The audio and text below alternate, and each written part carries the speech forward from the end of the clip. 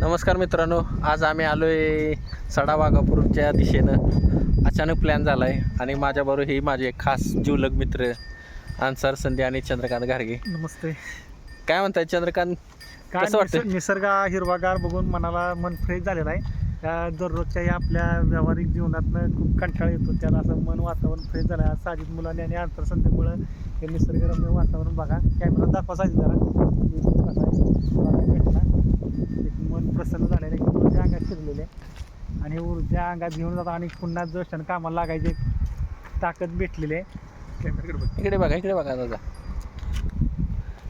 संधी साहेब, तुमचं काय म्हणणं आहे? मी तुम्हाला आहे ना, आत्ता सध्या मी निसर्गा सानिध्यात आलो आहे. मला खूप शांती वाटते या रोजच्या धगधगीच्या जीवनात आणि या मित्राच्या त्रासानं मी पूर्ण वैतागलेलो आहे. आणि त्या वैतागातनं मी आज इथं आलो आहे.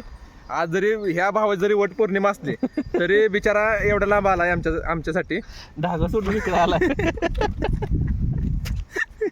आता धाग्यात सात जन्म राहतोय का काय करतोय कोण नसतो. न्याय व्यवस्थित वर आणा खाली व्यवस्थित.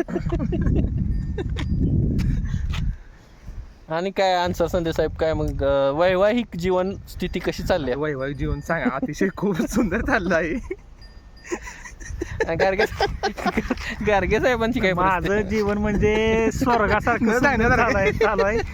वैवाहिक जीवन माझं आपल्या मुलाबद्दल जरा दोन शब्द बोला. आता माझा तुम्हाला एक 5 ते 10 वर्षांत तुम्हाला चांगला स्टेट किंवा नॅशनल खेळताना क्रिकेट दिसेल. तुम्हाला तिथं प्रयत्न चालू आहे त्याचं. आता माझं प्रयत्न संपले, आता तिचा प्रयत्न आहे ते सांगा. सांगितलं स्टेट किंवा नॅशनल 5 वर्ष तुम्हाला दिसेल. चला, नमस्कार मित्रांनो. परत आणि पुढे जाऊन आपण बघू काय कसं होते. धन्यवाद. धन्यवाद, आभार आहे.